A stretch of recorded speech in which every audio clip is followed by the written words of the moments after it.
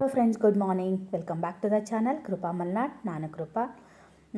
ಬೆಳಗ್ಗೆ ನಾನು 5:30ಗೆಲ್ಲ ಎದ್ದೆ. ನಮ್ಮನೆಯವ್ರು ನನಗಿಂತ ಮುಂಚೆ ಎದ್ದು ಪೇಪರ್ ಓದೋದಕ್ಕೆ ಅಂತ ಹೋಗಿದ್ದರು. ಅವ್ರು ಯಾವಾಗಲೂ 6 ಗಂಟೆಗೆ ಬಂದು ನನ್ನನ್ನು ಎಬ್ಬಿಸ್ತಾ ಇದ್ದರು. ನಾನು ಅವ್ರಿಗಿಂತ ಮುಂಚೆ ಎದ್ದು ಬಂದು ಮುಖ ಎಲ್ಲ ತೊಳೆದ್ಬಿಟ್ಟು ಹೊರಗಡೆ ಬಾಗಿಲನ್ನು ಹಾಕ್ಕೊಂಡು ಹೋಗಿದ್ರು. ಹಾಗಾಗಿ ನಾನು ಎದ್ದಳು ಕಸ ಒಂದು ಹೊಡೆದ್ಬಿಟ್ಟು ಬಾಗಿಲಿಗೆ ನೀರೇನು ಹಾಕಿರಲಿಲ್ಲ. ಆಮೇಲೆ ಅವ್ರು ಬಂದರು. ಅವ್ರಿಗೆ ಟೀ ಎಲ್ಲ ಮಾಡಿಕೊಟ್ಟು ನಾನು ಕೂಡ ಬಾಗಿಲಿಗೆ ನೀರು ಹಾಕೋದಕ್ಕೆ ಅಂತ ಹೋದೆ. ಹಾಗೆ ದಿನಗಳು ಅದೆಷ್ಟು ಬೇಗ ಕಳೀತವೆ ಅಂದರೆ ನಂಗೆ ನಿಜವಾಗ್ಲೂ ಅನಿಸುತ್ತೆ. ಚಿನ್ನಿಗೆ ಈಗ ಲಾಸ್ಟ್ ಸೆಮ್ಮಲ್ಲಿ ಇದ್ದಾಳೆ. ಹಾಗಾಗಿ ಅವಳು ಈ ಸಲ ಹಾಸ್ಟೆಲ್ನ ಬಿಡಬೇಕಾಗುತ್ತೆ. ಹಾಸ್ಟೆಲಲ್ಲೂ ಇದ್ದು ಕೂಡ ಮಾಡಬಹುದು, ಆದರೆ ಅವರಿಗೆ ಆ ಟೈಮಲ್ಲಿ ತುಂಬ ಕಾಲೇಜ್ಗಳು ಆ ಥರ ಏನೂ ಇರಲ್ವಲ್ಲ.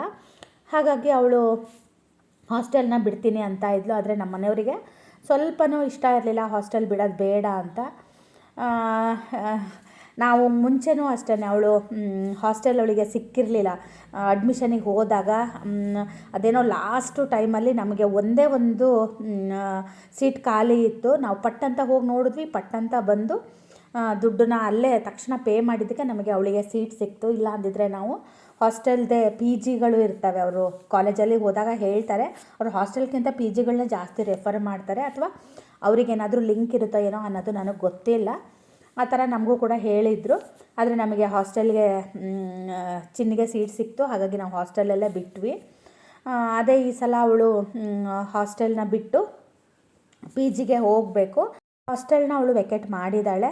ಪಿ ಜಿ ಕೂಡ ಸೆಲೆಕ್ಟ್ ಆಗಿದೆ. ಆಮೇಲೆ ದುಡ್ಡು ಕೂಡ ಪೇ ಮಾಡಾಗಿದೆ. ಮತ್ತು ಫುಲ್ ಶಿಫ್ಟಿಂಗ್ ಕೂಡ ನಡೆದಿದೆ. ನಂಗೆ ಅದೇ ಒಂದು ಬೇಜಾರು. ಪಾಪ ಅವಳು ತುಂಬ ಕರೆದ್ಲು ಶಿಫ್ಟಿಂಗ್ ಟೈಮಲ್ಲಿ ಬನ್ನಿ ಅಂತ ಹೇಳಿ ನಮ್ಮಿಬ್ಬರನ್ನು. ನಮಗೆ ಕೆಲವೊಂದು ಕಾರಣಗಳಿಂದ ಹೋಗೋದಕ್ಕೆ ಆಗಲಿಲ್ಲ. ನಂಗೆ ಅದೇ ಒಂದು ಬೇಜಾರಿತ್ತು. ಎಲ್ಲರೂ ಅವರ ಅಪ್ಪ ಅಮ್ಮ ಎಲ್ಲ ಬಂದು ಹಾಸ್ಟೆಲಿಂದ ಪಿ ಜಿಗೆ ಹೋಗೋರು ಪಿ ಜಿಗೆ ಹೋದರು.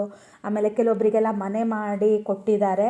ಚಿನ್ನಿನೂ ಫ್ರೆಂಡ್ಸ್ ಎಲ್ಲ ಮನೆ ಮಾಡೋಣ ಬಾ ಅಂತ ಕರೆದ್ರಂತೆ. ನಾವು ಯಾಕೋ ಮನೆ ಬೇಡ, ಸೇಫ್ ಅಲ್ಲ ಅಂತ ನಮಗೆ ಅನ್ನಿಸ್ತು. ಹಾಗಾಗಿ ನಮಗೆ ಪಿ ಜಿ ಕೂಡ ಇಷ್ಟ ಇಲ್ಲ.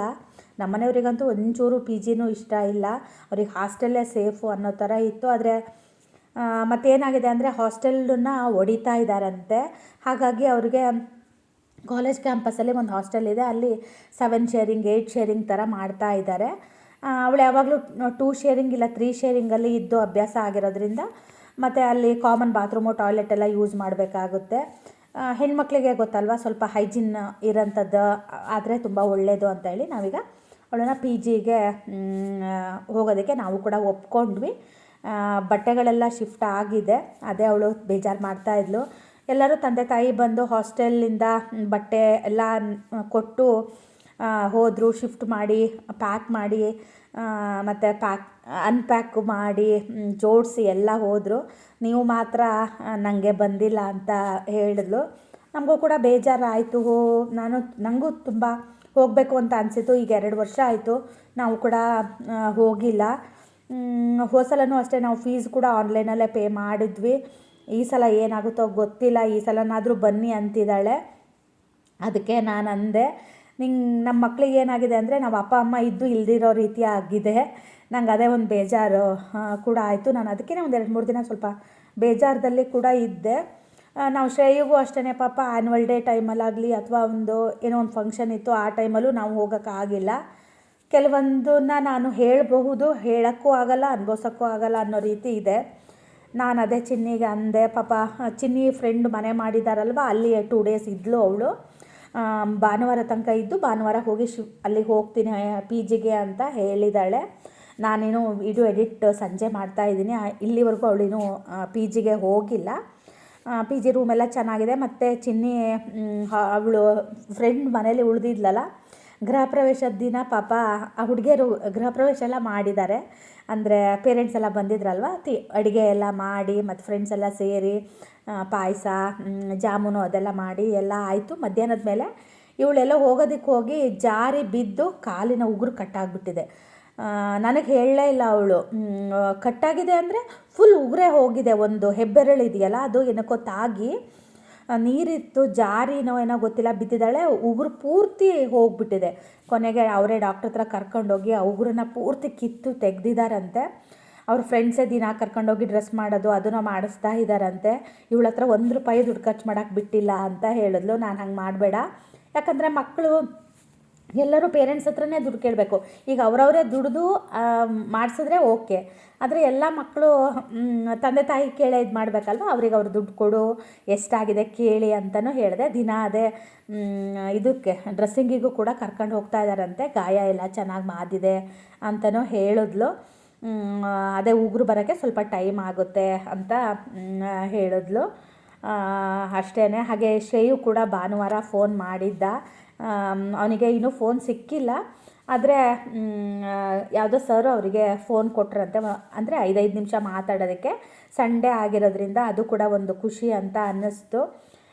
ಹಾಗೆ ನಮ್ಮ ಶ್ರೇಯುಗೆ ನಮ್ಮ ಚಿಕ್ಕಪ್ಪ ತೀರೋಗಿದ್ದು ಕೂಡ ಗೊತ್ತಿರಲಿಲ್ಲ, ಯಾಕಂದರೆ ಅವ್ನು ಫೋನು ಮಾಡಿರಲಿಲ್ಲ. ನಾವು ಫೋನ್ ಮಾಡಿದ್ರು ವಾರ್ಡನ್ ನಮ್ಗೆ ಹೆದರ್ತೀವಿ ನಾವು ಸ್ವಲ್ಪ, ಹಾಗಾಗಿ ಆಮೇಲೆ ಹೇಳಿದೆ. ಹಾಗೆ ಅವನಿಗೆ ಸದ್ಯದಲ್ಲೇ ಔಟಿಂಗ್ ಕೂಡ ಇದೆ, ಆವಾಗ ನಾವು ಮನೆಗೆ ಕರ್ಕೊಂಬರೋಣ ಅಂತಲೂ ಅಂದ್ಕೊಂಡಿದ್ದೀವಿ. ಗೊತ್ತಿಲ್ಲ ಏನೇನು ಆಗುತ್ತೆ ಅಂತ. ನಾನು ಯಾವಾಗಲೂ ಏನೋ ಒಂದು ಅಂದ್ಕೊಳ್ಳೋದು, ಏನೋ ಒಂದು ಆಗೋದು. ಹಾಗೆ ನಮ್ಮ ಮನೆಯವರು ಇವತ್ತು ನಮ್ಮೂರಿಗೆ ಹೋಗ್ತಾ ಇದ್ದಾರೆ. ಊರಲ್ಲಿ ಸ್ವಲ್ಪ ಕೆಲಸ ಇತ್ತು, ಹಾಗಾಗಿ ಆ ಕೆಲಸನೆಲ್ಲ ಮುಗಿಸಿ ನಾನು ಬರ್ತೀನಿ ಅಂತ ಅವರು ಕೂಡ ಊರಿಗೆ ಹೋದರು. ನಾನು ಸ್ವಲ್ಪ ಬೇಜಾರದಲ್ಲಿ ಇದ್ದೆ. ತಿಂಡಿ ಏನೋ ಮಾಡೋದು ಬೇಡ ಅಂತಲೇ ಅಂದ್ಕೊಂಡಿದ್ದೆ. ಆಮೇಲೆ ಮಧ್ಯಾಹ್ನ ಹೆಂಗಿದ್ರು ನಮ್ಮ ಮನೆಯವರು ಊಟಕ್ಕೂ ಇರಲ್ಲ, ಹಾಗಾಗಿ ಸ್ವಲ್ಪ ಉಪ್ಪಿಟ್ಟು ಮಾಡ್ಕೊಳ್ಳೋಣ ಅಂತ ಹೇಳಿ ಸ್ವಲ್ಪ ಜಾಸ್ತಿ ತರಕಾರಿಗಳನ್ನೆಲ್ಲ ಹಾಕಿ ಉಪ್ಪಿಟ್ಟು ಮಾಡಿಕೊಂಡ್ರೆ ನನಗೆ ಮಧ್ಯಾಹ್ನಕ್ಕೂ ಆಗುತ್ತೆ ಅಂತ ಉಪ್ಪಿಟ್ಟಿಗೆ ನಾನು ತರಕಾರಿಗಳನ್ನೆಲ್ಲ ಹೆಚ್ಚುತ್ತಾ ಇದ್ದೀನಿ. ಹಾಗೆ ನಾನೇನಾದರೂ ಈ ವಿಡಿಯೋನ ಶೇರ್ ಮಾಡಿದಾಗ ಮೈಸೂರಲ್ಲಿ ಯಾರಾದರೂ ನೋಡ್ತಾ ಇದ್ದರೆ ಖಂಡಿತ ನನಗೆ ಕಮೆಂಟ್ ಹಾಕ್ತಾರೆ, ಕೃಪಾ ನಮಗೆ ಹೇಳಿದರೆ ನಾವು ನಿಮಗೆ ಹೆಲ್ಪ್ ಮಾಡ್ತಿದ್ವಿ ಅಂತ. ಯಾಕಂದರೆ ನಾನು ಪ್ರತಿ ಸಲ ಮೈಸೂರಿಗೆ ಬಂದಾಗ ಅಥವಾ ನಾನೇನಾದರೂ ವಿಷಯ ಹೇಳಿದಾಗ ತುಂಬ ಜನ ನನಗೆ ಸಪೋರ್ಟ್ ಮಾಡಿದ್ದೀರಾ. Thank you so much. ನನಗೆ ಅದೇ ಒಂದು ಖುಷಿ ಅನಿಸುತ್ತೆ. ನನ್ನ ಕಸಿನ್ ಫೋನ್ ಮಾಡಿದ್ಲು, ಆವಾಗಲೂ ನಾನು ಅದೇ ಅಂದೆ, ನಾವು ಹೋಗಿಲ್ಲ. ಆದರೆ ನಾನೇನಾದರೂ ಒಂದು ವ್ಲಾಗಲ್ಲಿ ಆ ಥರ ಹೇಳಿದರೆ ನನಗೆ ಯಾರಾದರೂ ಒಬ್ಬರೋ ಇಬ್ಬರೋ ಕೂಡ ನನಗೆ ಫೋನ್ ಮಾಡಿ ನನಗೆ ಹೆಲ್ಪ್ ಮಾಡಿರ್ತಾಯಿದ್ರು ಅಂತ ನಾನು ಹೇಳಿದ್ದೆ. Thank you so much. ನಾನು ಯಾವತ್ತೂ ನಿಮ್ಮನ್ನ ಯಾರನ್ನೂ ಮರೆಯಲ್ಲ. ನೀವು ಸಹಾಯ ಮಾಡ್ತಿರೋ ಇಲ್ವೋ, ಮಾಡ್ತೀವಿ ಅಂತ ಹೇಳ್ತಿರಲ್ವ, ಅದನ್ನು ಕೇಳಿದಾಗೆ ನನಗೆ ಖುಷಿಯಾಗುತ್ತೆ. ಹಾಗೆ ನನ್ನ ಸಬ್ಸ್ಕ್ರೈಬರ್ ಕೂಡ ಒಬ್ಬರು ಅಲ್ಲಿದ್ದಾರೆ, ನನ್ನ ಟಚ್ಚಲ್ಲೂ ಕೂಡ ಇದ್ದಾರೆ. ತುಂಬ ಒಳ್ಳೊಳ್ಳೆ ಜನ ನನಗೆ ಯೂಟ್ಯೂಬಿಂದ ಸಿಕ್ಕಿದ್ದೀರ. ನನಗೆ ವ್ಯೂಸ್ ಎಲ್ಲ ಕಮ್ಮಿ ಆದಾಗ ಕೆಲವೊಂದು ನೆಗೆಟಿವ್ ಕಮೆಂಟ್ ಬರುತ್ತೆ, ನೀನು ವ್ಯೂಸ್ ಆಗಿದೆ ಹೀಗಿದೆ ಅಂತ. ನಿಜವಾಗ್ಲೂ ನನಗೆ ಅದ್ರ ಬಗ್ಗೆ ಯಾವತ್ತೂ ನಾನು ಅಂದ್ಕೊಂಡಿಲ್ಲ. ನನಗೆ ನೋಡೋರು 2,000 ಇಲ್ಲ 3,000 ಆದ್ರೂ ನಾನು ಫಸ್ಟ್ ಯೂಟ್ಯೂಬ್ ಶುರು ಮಾಡಿದಾಗಿಂದ ಅಷ್ಟೇ ಜನ ಇದ್ದಾರೆ, ಸಾಕು ನನಗೆ. ಜಾಸ್ತಿ ಜನ ನೋಡಿ ನನಗೇನು ಅವಶ್ಯಕತೆ ಇಲ್ಲ. ನನ್ನವರು ನನ್ನನ್ನು ನೋಡ್ತಾ ಇದ್ದಾರಲ್ವ, ಅದು ನನಗೆ ತುಂಬ ಖುಷಿ ಕೊಟ್ಟಂಥದ್ದು. ಅದೇ ನಾನು ಎಲ್ಲರಿಗೂ ಥ್ಯಾಂಕ್ ಯು ಹೇಳ್ತೀನಿ. ನಮ್ಮ ಮನೆಯವರು ಕೂಡ ಮೊನ್ನೆ ಒಂದು ವಿಷಯದ ಅದೇ ನಾನು ನಮ್ಮ ಮನೆಯವರು ಡಿಸ್ಕಸ್ ಮಾಡಿದ್ವಿ. ಚಿನ್ನದಿನ ಹೆಂಗಿದ್ರು ಸೆಮ್ ಮುಗಿತಾ ಬಂತಲ್ವ, ಯಾರ ಹತ್ರನಾದರೂ ನಾವು ಈಗ ಯಾವ್ದಾದ್ರು ಅವಳಿಗೆ ಜಾಬ್ ಆದರೆ ಆಯಿತು, ಇಲ್ಲ ಅಂದರೆ ನಾವು ಯಾರ್ದಾರು ರೆಫರೆನ್ಸ್ ತೊಗೋಬೇಕಲ್ವ. ಆವಾಗ ನೀನು ವ್ಲಾಗಲ್ಲಿ ಹೇಳು, ಯಾರಾದರೂ ಹೆಲ್ಪ್ ಮಾಡ್ತಾರೆ ಅಂತ. ಖಂಡಿತ ಯಾರಾದರೂ ಆ ಥರ ಇದ್ದರೆ, ಕೆಲಸ ಮಾಡೋರು ಅಥವಾ ಮಕ್ಕಳು ಕೆಲಸ ಮಾಡೋರು ನೋಡ್ತಾ ಇದ್ದರೆ ಸ್ವಲ್ಪ ನನಗೆ ಮೇಲಲ್ಲಿ ನಿಮ್ಮದು ಫೋನ್ ನಂಬರು ಆ ಥರದ್ದು ಏನಾದರೂ ಹಾಕಿ ನಮಗೆ ಹೆಲ್ಪ್ ಮಾಡಿ. ನಾನು ಯಾವತ್ತೂ ಹೇಳೋದಷ್ಟೇ, ನಮ್ಮವ್ರು ನಮಗೆ ಯಾವತ್ತೂ ಆಗಲ್ಲ. ನಾನು ಅದನ್ನು 100 ಸಲ ಹೇಳಿದ್ದೀನಿ ನಮ್ಮ ಮನೆಯವ್ರಿಗೆ. ನಾನು ನಮ್ಮವ್ರ ಹತ್ರ ಯಾವತ್ತೂ ನಾನು ಉಪಯೋಗ ತೊಗೊಳ್ಳೋದಿಲ್ಲ. ನನ್ನ ಮಗಳು ಕೆಲಸ ಮಾಡದೇ ಇದ್ದರೂ ಪರವಾಗಿಲ್ಲ, ನಾನು ಅವಳು ಓದೋದ್ರ ಮೇಲೆ ಅವಳಿಗೆ ಕೆಲಸ ಸಿಗಲಿ, ಇಲ್ಲ ಅಂದರೆ ನಾನು ಯಾರನ್ನಾರು ಬೇರೆಯವ್ರನ್ನ ಹಿಡಿದ್ಬಿಟ್ಟು ನಾನು ಕೆಲಸಗಳನ್ನ ಕೊಡ್ಸೋಣ ಅಂತ. ಚೆನ್ನಿನೂ ಚೆನ್ನಾಗಿಯೇ ಓದ್ತಾ ಇದ್ದಾಳೆ, ನೋಡೋಣ ಏನಾಗುತ್ತೆ ಅಂತ. ನನ್ನ ಮಗಂಗೆ ಹೆಂಗೆ ಎಲ್ಲರೂ ಆಶೀರ್ವಾದ ಮಾಡಿದ್ರು ಹಾಗೆ ಚಿನ್ನಿಗೂ ಮಾಡಿ ಬೇಗ ಕೆಲಸ ಸಿಗಲಿ ಅಂತ ಹೇಳಿ, ಕಾಲೇಜ್ ಕ್ಯಾಂಪಸ್ಸಲ್ಲೇ ಯಾವುದಾದ್ರೂ ಆಗಲಿ ಅಂತ ಕೂಡ ತುಂಬ ಇಂಟರ್ವ್ಯೂಗಳೆಲ್ಲ ಇದು ಮಾಡ್ತಾ ಇದ್ದಾಳೆ. ನೋಡೋಣ ಏನಾಗುತ್ತೆ ಅಂತ. ದೇವ್ರಿಚ್ಛೆ ಹೇಗಿದೆ ಏನು ಎತ್ತ ಅನ್ನೋದೇನು ನಮಗೆ ಗೊತ್ತಿಲ್ವಲ್ಲ. ಪಾಪ ಚಿನ್ನಿ ಫ್ರೆಂಡ್ಸ್ ಕೂಡ ತುಂಬ ಹೆಲ್ಪ್ ಮಾಡಿದ್ರು, ಯಾಕಂದರೆ ಲಗೇಜು ತುಂಬ ಇತ್ತು ಚಿನ್ನಿದು. ಚಿನ್ನಿ ಏನಾದ್ಲು ಅಂದರೆ ಅವಳ ಫ್ರೆಂಡ್ ಒಬ್ಳಿದ್ದಾಳೆ, ಅವಳ ಬೈಕಲ್ಲಿ ನಾನು ಲಗೇಜೆಲ್ಲ ಒಯ್ತೀನಿ ಅಂತ ಹೇಳಿದ್ಲು. ಯಾಕಂದರೆ ಅವಳಿಗೆ ಕಾಲೇಜಿಗೂ ಕೂಡ ಹತ್ತಿರ ಆಗಬೇಕು PG. ಮತ್ತು ಹಾಸ್ಟೆಲ್ಗೂ ಸ್ವಲ್ಪ ಹತ್ತಿರ ಆಗೋ ರೀತಿಯೇ ಹುಡ್ಕೊಂಡಿದ್ದಾಳೆ. ಕಾಲೇಜಿಂದ ಒಂದು 900 ಮೀಟ್ರ್ ಆಗುತ್ತಂತೆ ಅಷ್ಟೇ. ಆಮೇಲೆ ಬೈಕಲ್ಲೆಲ್ಲ ಬೇಡ, ಆಟೋ ಮಾಡ್ಕೊಂಡು ಆಟೋದಲ್ಲೇ ಲಗೇಜೆಲ್ಲ ಒಯ್ದಿಡು ಅಂತ ಹೇಳಿದೆ. ಆಮೇಲೆ ಪಾಪ ಅವಳು ಫ್ರೆಂಡ್ ಒಬ್ಬಳು ತುಂಬ ಹೆಲ್ಪ್ ಮಾಡಿದ್ಲಂತೆ ಲಗೇಜೆಲ್ಲ ಒಯ್ಯೋದಕ್ಕೆ. ಬುಕ್ಸ್ಗಳಿರುತ್ತೆ, ಬಟ್ಟೆಗಳೇ ರಾಶಿ ರಾಶಿ ಇತ್ತು ಅವಳದ್ದು. ನಮಗೆ ನಾವು ಯಾರೂ ಇಲ್ಲ ಅಂತ ಅಂದ್ಕೊಳ್ತೀವಲ್ವ, ಆವಾಗ ನಮಗೆ ಯಾರೋ ದೇವರೊಬ್ಬರನ್ನ ಕಳಿಸ್ತಾರೆ. ಚಿನ್ನಿಗೆ ಅವಳ ಫ್ರೆಂಡ್ ಪಾಪ ತುಂಬ ಹೆಲ್ಪ್ ಮಾಡಿದ್ಲಂತೆ, ಬಟ್ಟೆ ಜೋಡ್ಸೋದಕ್ಕಾಗಲಿ ಒಯ್ಯೋದಕ್ಕಾಗಲಿ. ನಮ್ಮನೆಯವ್ರು ನನಗೆ ನೀನು ಹೋಗಿ ಅಲ್ಲಿ ಉಳಿದು ಅವಳಿಗೆ ಅದೆಲ್ಲ ಮಾಡಿಕೊಟ್ಟು ಬಾ ಅಂತ ಹೇಳಿದ್ರು. ನನಗೆ ಆ ಊರು ಹೊಸದು, ಹೋದರೆ ನಾವು ಹೋಟೆಲಲ್ಲಿ ರೂಮ್ ಮಾಡಬೇಕು, ಮತ್ತು ನನಗೆ ಯಾವತ್ತೂ ಆ ಥರ ಹೋಗಿ ಬಂದು ಅಭ್ಯಾಸ ಕೂಡ ಇಲ್ಲ. ಹಾಗಾಗಿ ನಾನು ಹೋಗೋದಕ್ಕೆ ಸ್ವಲ್ಪ ಹೆದರಿದೆ ಅಷ್ಟೇ. ನಾನು ಹೋಗೋದನ್ನು ಕ್ಯಾನ್ಸಲ್ ಮಾಡಿದೆ. ಅದೇ ಅವಳು ಹೇಳ್ತಾ ಇದ್ಲು, ಈಗ ಪಿ ಜಿನಾರು ವೆಕೇಟ್ ಮಾಡಬೇಕಿದ್ರೆ ಅಟ್ಲೀಸ್ಟ್ ಬರ್ತೀರಾ ಅಂತ ನಮ್ಮನ್ನ ಕರೀತಾ ಇದ್ಲು. ಒಂದೊಂದು ಸಲ ಪರಿಸ್ಥಿತಿಗಳು ಹಾಗೆ ಆಗಿಬಿಡುತ್ತೆ, ನಾವು ಅಂದ್ಕೊಂಡಿರೋ ರೀತಿ ಯಾವುದು ಸರಿಯಾದ ದಾರಿಲಿ ಹೋಗ್ತಾ ಇರಲ್ಲ.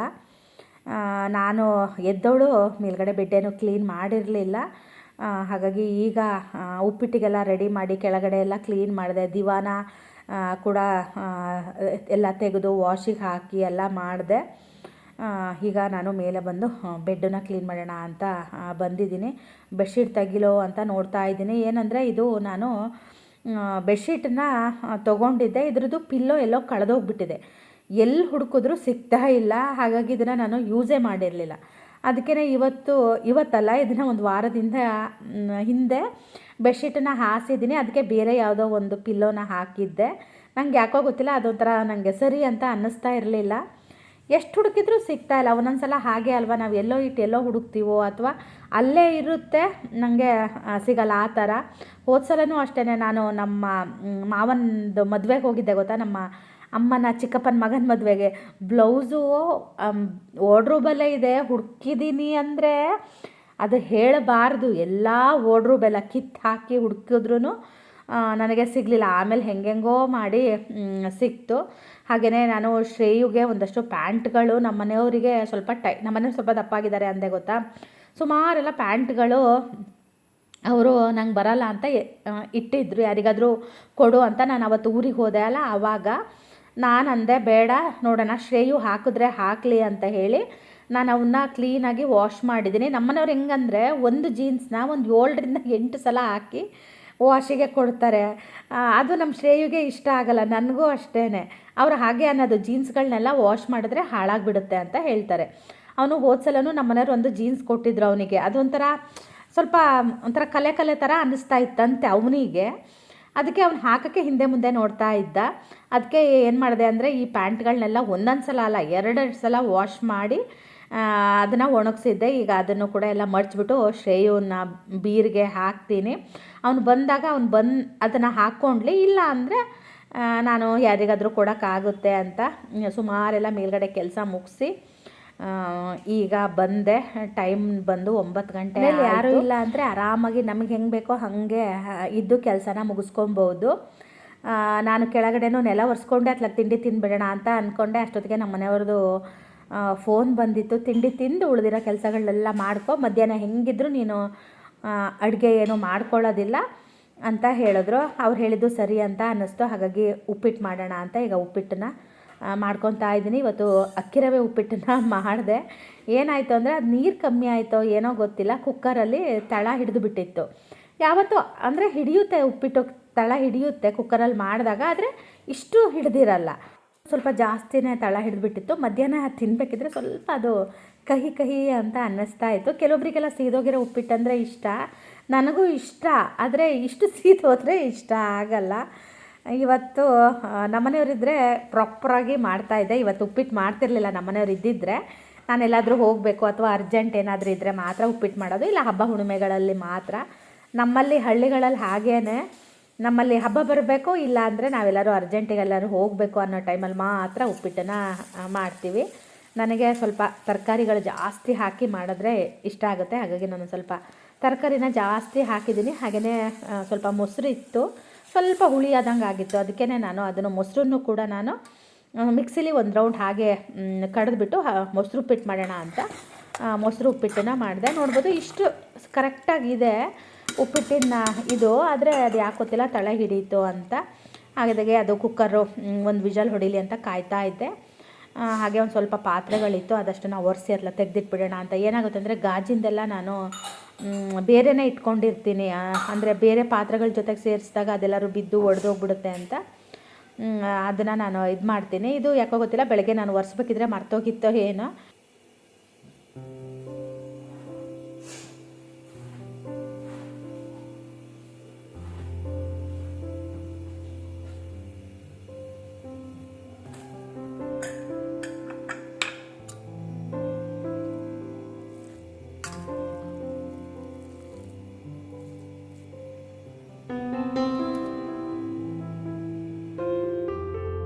ಮೇಲಿಂದಷ್ಟೇ ಉಪ್ಪಿಟ್ಟನ್ನು ಹಾಕ್ಕೊಂಡೆ, ಕೆಳಗಡೆದು ಹಾಗೆ ಬಿಟ್ಟೆ. ಇವಾಗ ನಾನು ಸ್ವಲ್ಪ ಫುಡ್ಡನ್ನು ಕೂಡ ಕಮ್ಮಿ ತಿಂತಾ ಇದ್ದೀನಿ. ನಾನು ಅವತ್ತು ಹೇಳಿದೆ ಗೊತ್ತಾ, ನನಗೆ ಯಾರೊಬ್ಬರು ಕಮೆಂಟಲ್ಲಿ ಹಾಕಿದ್ರು ಊಟನ ಕಡಿಮೆ ಊಟ ಮಾಡಬೇಡಿ ಅಂತ ಹೇಳಿದರು. ನಾನು ಸ್ವಲ್ಪ ಇಂಟೇಕ್ ಕಮ್ಮಿ ಮಾಡಿದ್ರೆ ಬೇಗ ನಾನು ವೆಯ್ಟ್ ಲಾಸ್ ಆಗ್ತೀನಿ. ಅಂದರೆ ತುಂಬ ಕಮ್ಮಿ ಅಲ್ಲ, ನಂಗೆ ಗೊತ್ತಾಗುತ್ತೆ ಎಷ್ಟು ತಿನ್ನಬೇಕು ಏನು ಎತ್ತ ಅನ್ನೋದು. 1.5 ವರ್ಷ ಹತ್ತತ್ರ ಆಗ್ತಾ ಬಂತು, ನನ್ನ ರುಟೀನ್ ಫುಲ್ ಬದಲಾಗ್ಬಿಟ್ಟಿದೆ. ನಾನು ಮಾಮೂಲಿ ರುಟೀನ್ಗೆ ಬರೋದಕ್ಕೆ ಇನ್ನು ಎಷ್ಟು ವರ್ಷ ಬೇಕು ಅನ್ನೋದು ಗೊತ್ತಿಲ್ಲ, ಅಥವಾ ಬರ್ತೀನಿ ಅನ್ನೋದು ಗೊತ್ತಿಲ್ಲ, ಬರಲ್ಲ ಅನ್ನೋದು ಗೊತ್ತಿಲ್ಲ. ಆ ರುಟೀನ್ಗೆ ಬಂದರೆ ನಾನು ಶಿಸ್ತಾಗಿ ಇರ್ತೀನಿ. ಗೊತ್ತಿಲ್ಲ, ನೋಡೋಣ ಏನಾಗುತ್ತೆ ಅಂತ. ಯಾಕಂದರೆ ಮುಂದಿದ್ದು ಪ್ರಿಡಿಕ್ಟ್ ಮಾಡೋಕ್ಕೆ ನಂಗೆ ಆಗಲ್ಲಲ್ಲ. ಹಾಗಾಗಿ ಈಗ ಉಪ್ಪಿಟ್ಟನ್ನು ತಿಂತಾಯಿದ್ದೀನಿ. ಹಪ್ಪಳದ ಜೊತೆ ಉಪ್ಪಿಟ್ಟು ಚೆನ್ನಾಗಾಗುತ್ತೆ, ಇಲ್ಲಾಂದರೆ ಮಿಡಿ ಉಪ್ಪಿನಕಾಯಿ ಜೊತೆನೂ ಕೂಡ ಸೂಪರಾಗುತ್ತೆ.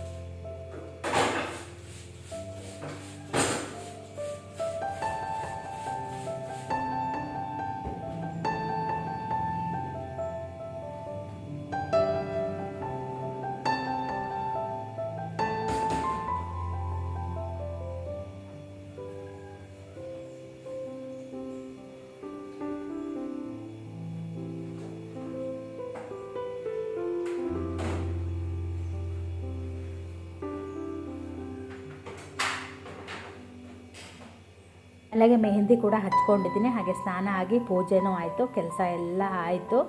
ಅಡುಗೆ ಮನೆ ಕೂಡ ಕ್ಲೀನ್ ಆಯಿತು. ಅಡುಗೆ ಮನೆ ಹೋಗೋಕ್ಕೆ ಬೇಡ ಅಂತ ಅನ್ನಿಸ್ತದೆ, ಅಷ್ಟು ಕ್ಲೀನಾಗಿದೆ. ಹಾಗೆಯೇ ಈ ವ್ಲಾಗ್ನ ಕೂಡ ನಾನು ಇಲ್ಲಿಗೆ ಮುಗಿಸ್ತಾ ಇದ್ದೀನಿ. ನಾಳಿನ ವ್ಲಾಗಲ್ಲಿ ಸಿಗ್ತೀನಿ. ಅಲ್ಲಿ ತನಕ ಬಾಯ್.